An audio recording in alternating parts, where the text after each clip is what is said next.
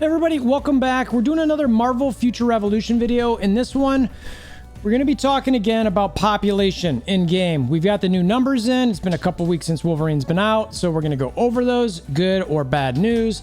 Additionally, we're going to be talking about why is this happening? Is there a big giant problem with what Netmarble is doing as far as making the game fun and keeping players? So yes, very funny. So we'll see. I mean, there's a lot of stuff on there. Clearly, there's issues with retention prior to this. Have they fixed their ways? Is there a way for them to fix their ways? Is it that obvious? So let's get to it.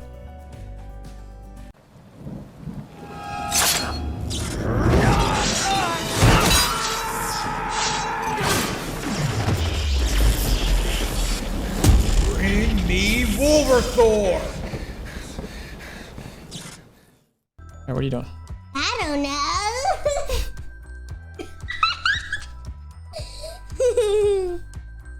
Kids. All right, so first let's go through the numbers. So shout out to Who is Deathpool again. He keeps track of these numbers. If you're unaware, the way that he figures out all these squads is he's got a character on every single server, does the first round of battle challenge at like, I don't know, 1 star basically, and figures out where he's ranked. So that is something that I think where he figures some of this out to get an idea where he ranks and how many people are left. So you can see that this was right now is as of last week, you know, and this was the squad count the end of the week prior. Here's all the regions. Here's all the servers. This is how many people were gained or lost, and this is the percentage of that gain or loss. Obviously, you might want to go straight to the bottom. You can see the game in the last week lost 3,284 squads, or that's how many people decided not to do the battle challenge. That's almost 9% loss after 2 weeks of having Wolverine. And it tends to be the repeating pattern anytime they've got a new something in the game, whether it be Scarlet Witch or Wolverine, is about 2 weeks in, there becomes a drop. A bunch of people come and then it drops. And I'm going to talk about that and why that's the case. But let's look a little bit more into these numbers. I'm on Omega Flight in America East. Soft launch. We're about at 1,300 players. It looked like that bumped up a little bit on that last day. A lot of times we look at these throughout the week just to see where it's at. So it's about 1,300. It's towards the bottom. It looks like Asia, Xanderth, and Shadowlands are two of the lower ones. They've got a couple of servers there. South Asia's got some decently packed servers, which is actually pretty nice. They're still losing people there, but you know, they've got some solid numbers there. Europe, Asgard still is the people who have got the most playing. There's about 3,100 on that specific server. I bet that server's a lot of fun to play on. And then if you look at the rest of Europe, they're decently stable, except for, you know, Jotunheim's it's a little bit bigger than Omega Flight. And then you look at America East, and the rest of these servers are all pretty decently stable or decent size. And you got America West and Sakar that's got about 2,200. So on average, like I said, they've lost about 9% in the last week. Xanderth was the biggest in Asia at about 11%. The smallest, it looks like, was South Asia, Wakanda at about 6%. So, and that's on a decently sized server at this point. So anyway, continued drops. Again, I know this isn't perfectly scientific. Somebody might, you know, if for some reason Deathpool does 3 stars versus 1 star, etc., you know, that could be a difference because some people will just pay the crystals to do, you know, the 1 star all the way through, so that won't necessarily capture it. But anyway, I mean, you should still be ranked behind that person, so it should be fine. But anyway, so you get the idea here, right? And so 2 weeks in, we are continually having issues with with players not sticking around. The question is why? Now, I believe it's pretty obvious. I've said this in other videos. I will continue to say this. Other people have said this. The difficulty in building your character up, and combined with what would you do after a couple weeks. People just get to a spot and they're like, I don't want to play anymore. There's nothing for me to do. Now, the first thing that I said was getting your character built high enough. So there are players, and I've got some chats in here. I mentioned these in the video I had the other day. Here's some chats between Dante, who's Deathpool, who also does the thing that I had on there, and I'm going to show some other chats in here that I'm going to go through. So I was, you know, I specifically said, how is it as free-to-play starting over? Now, even if you're not a free-to-play, it's anybody starting over. And he says, very easy to understand why new players quit early. All right. Deathpool chimes in, a Mega War is a pain. I'm sure they do nothing to fix the 110 exploit. It blows his mind. Now, if you're unaware, that level 110 exploit, and I agree with this, that a bigger player who's been around the game for a while might have a 2 million character, another 2 million character, a 1.5 character. They've got all this gear that they've built up, and they'll take some of that gear and put it on a 110 character, and then go into a Mega War and just stomp on people. I don't understand the benefit of that. I think it shouldn't be in the game. We want people to be actively playing so they stick around. That is not the way to do it. People in the 110 area should not face anybody higher than that, because they should be in an introductory bracket, in my opinion, for 2-3 months before starting the game, unless they get really big. If you get to the power level where you're like, 2 million or something like that, then fine. You get to automatically get in the regular brackets, or the, existing players brackets. Dante comes, says, everything's a pain. I can't do any content without finding a carry, and he's stuck on his main. So what he means by that is, so if he's got blitzes, he's got raids, maybe in a Mega War, finishing something in a certain area, he has to go around asking people to help him through that. So he'll go to the global chat and go, hey, can somebody help me get past this? I can't do it on my own. Now, it's even harder for him to do that because there's less people in that stage of the game. So like when a lot of people started in soft launch, or maybe a little after that, there was a core of players moving through this difficulty thing. Now there's just a couple here and there. And if they can't get through that, they're going to stop playing. If it's not easy for them, they're going to stop. Netmarble is immediately losing somebody who could potentially be interested in paying money for the game, but because they never got hooked to it, they no longer get addicted or interested. So that in itself is a problem. Deathpool makes a joke there about the titles. Basically, only thing to do is reset Pegasus base on an alt, then auto the missions that cost tickets until he hits the wall with them. So none of that is very intriguing. And he says, which isn't fun. New players without friends will quit and never look back. Again, I agree. They should remove the ticket costs. It is completely pointless. That's talking about the Pegasus. Whether I agree or not with that, I don't know. There's something there that's still, I think there's a problem with new players being able to get through that.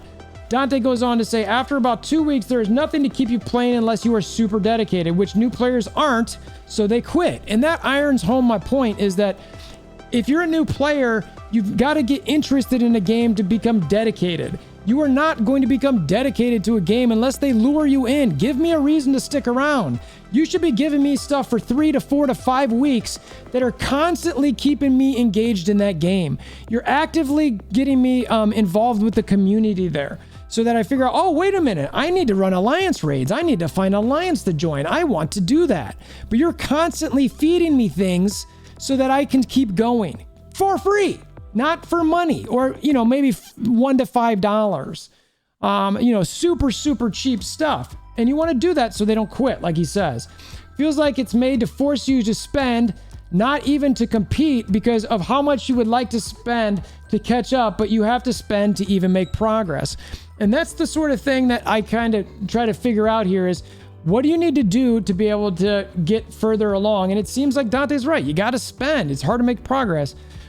Squad battles only makes it worse for new people. Spec mats take way too long to acquire, which is true. It does take a long time to get spec mats. I understand that they maybe want to limit that a little bit. We'll talk about all the RNG mechanics a little bit later, but there's a lot of different progression systems. And for a new player, you want to give them as much spec app or the specialization materials as possible so they can fill in that tree. Don't make it take a month or 2 months for them to fill that tree. And it's only one character. It's not a big deal if they get that one character close to full. Like, yeah, have them do raids, but why don't you give them every day a bunch of free raid tickets? But again, if they can't do level 5, then what's the point? So how do you resolve that? And I'll say this now, because I've said it in every video, and I'm going to keep saying it, is why is Netmarble not giving new players or somebody who's leveling up a full 6-star in every area they finish? I finished New Stark City. I get a full 6-star, or maybe 5-star in New Stark City. You get Hydra. You get a full 6-star set. I don't mean one piece. I mean a full set. Give me a full 6-star Hydra set. And then I go through Midgardia, Dark Domain. Just, you give me those sets of the regional gear, because let's be real. One set of 6-star gear that's regional isn't going to do anything to break the game, to make somebody overly strong. It's not going to be that big of a deal. It's not, because you got to nano it. You got to get the right stats on it. Oh yeah, and you've got those specialization mats that I already mentioned. You've got the potential that you've got to build up. You've got the cards that you got to go get. You've got the cores that you got to go get, which that is a whole thing. And let's see. Oh yeah, companions. So you've got all these other mechanisms in the game, and not just is that 6-star gear not going to break the game, but it's not nanoed. So you need a bunch of other 6-star gear to get it higher up so you can actually compete at a high level. Give it to the players. Let them say, hey, you know what? I can't solo this blitz or this raid. You know what? Here is a 6-star piece of gear. Hopefully it helps you through there. And you know what? Throw them that veterans card you got, throw them that. Give it to them so that they are more easily able to get through these zones. Give them more specialization mats up front so that they can build that particular character. Because let's be real, like we talked about, squad battles, alliance raid, all these things, you still need mats to build those characters up to be strong in those game modes. And you could still push along it. And it might hook a player in to stick around for a while. Why they're not doing that is beyond me. I think it's a big reason why people stick around for a couple weeks and then bounce. So a new player is going to wait a month or two of super slow progression in their account just to play. New players don't even get to play squad battle. You have to have 3 level 100s. So this person, Dante's played the game before, so he knows how to play it. He's almost a month in and he's barely got 2. So he's not touching squad battle anytime soon. And then maybe it's because you could do stuff in your main. My most wanted targets are all Dark Domain, and they one-shot him. 105 Blitz is empty and he can't touch Dormammu in it. Level 3 raids would be doable if he wasn't solo. Dark Domain isn't set up for new players to progress into, but you are helped push into it. And there isn't anyone in queues to match up with to tackle lower level content, so you're stuck finding a carry or doing lower level stuff that you can solo, like lower blitzes or level 2 raids, which give you less mats, so you can't catch up as quick. It's insane, which slow your progress even more. I've talked about this with other game modes, is why don't they put in some smart bots? This whole level 110, thing with Omega War, like they got to find out a way that if somebody's got a certain power level tune, they can't use any of their tunes in that level. They're all up higher, and have them be bracketed based on power and time in the game. And like there are plenty of games there. If you've got to play a full month or two before you can even be introduced to the rest of the population. So Netmarble and March of Futuration should have that bracket out there to help sort of shelter those people so that they can find ways to have fun and don't just get stomped immediately. I don't care. Put some bots in these blitzes and these lower level raids so it's something. Because going in there with one person, the boss has to just target you. Give them something to be able to help them get through it. Feels like I need to open up the wallet just to get better gear, cards, companions to move forward, which I'm not willing to do. The Hellhawk in the first map after Dormammu is insane. I can't even get near him without dying. And then all around the outside are these poison, bleed, burn bubbles, which then reduce your healing. Increase damage taken and decrease your stamina recovery. So even if I run away to heal, it hurts me. And there are too many to dodge. And it's a fight that he probably audited when he first did it on his main with a different account that he had a while ago. And then server leader joke with him about he's not reading all that. And the too long didn't read version of everything I just said was a new player experience sucks. Unless you want to whale out and basically is set up to make you bored and quit after 2 weeks. And then server leader says, got it. He tried to make a new account in the EU server and it was a complete waste of his time. And then I talked about to JS because JS had made a free-to-play Spidey back in the day, and he said he did say that they improved it from when we played. So yay, that's great. It's easier, but it's not easy enough.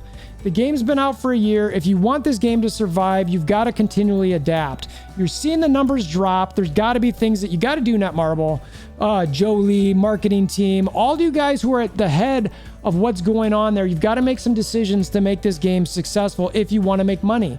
If you put this game in maintenance mode or, just think that it's going to coast into the sunset doing stuff, I promise you, the people who are spending money on this game, especially in NA and maybe EU, they're not going to play. They will leave. This game will lose even more money. You will not recover anything from it. It's what's going to happen. I promise you. So please try to make some effort to keep people. What do you have to lose at this point? Literally nothing. Okay, the game has already reduced some developers. At this point, you've done a lot of the upfront production. Just find a way to make money. Find a way to retain players. There is nothing left to lose at this point. So the JS thing, this is the last thing I'll end with the video, is Spider-Man is the best free-to-play character. JS was able to do it as a free-to-play because he thinks of his dodge. He could push further into the story, and with 3 revives on bosses, which again, shout out to Netmarble, they changed it from 1 to make it easier, and I thought that was a great step. He found it, he could clear most bosses in 2 to 3 revives. He did over-level with Training Grounds a bit. He set up AFK for activity log farm and for some card folders. So he pushed into battle challenge for regional sectors and special companions. So these were the things that he was doing to try to improve. I certainly understand that. So if you want to make your experience a little bit easier, roll Spider-Man to start. I'll say that. We really want to try to keep some of the players in game. Netmarble, please try to do something. I mean, it's just like the silence is sort of deafening. Players are getting a bit frustrated. You know, at this point, we haven't heard much. Now, I'm recording this video on Monday. It's going to be published on Wednesday because I'm traveling. So maybe something's come out since then, and people are like, hey, what are you talking about? All this stuff happened. I'm not holding my breath on it, though. So I wanted to get this out. I wanted to share with you guys. Let me know what your thoughts are in the description below. Are there other things that you think they could do to make it easier for new players to retain players? What can Netmarble do to really keep the player base engaged for longer periods of time, especially at that front end, that could potentially turn people into, you know, spenders or dolphins or whales or krakens. But right now it seems like they're not even giving them the opportunity to do that. So I appreciate you guys making it this far. If you want to hammer down the like button, I appreciate you for the YouTube algorithm, etc. Notification bell, subscribe. Until next time, I hope you have a wonderful day.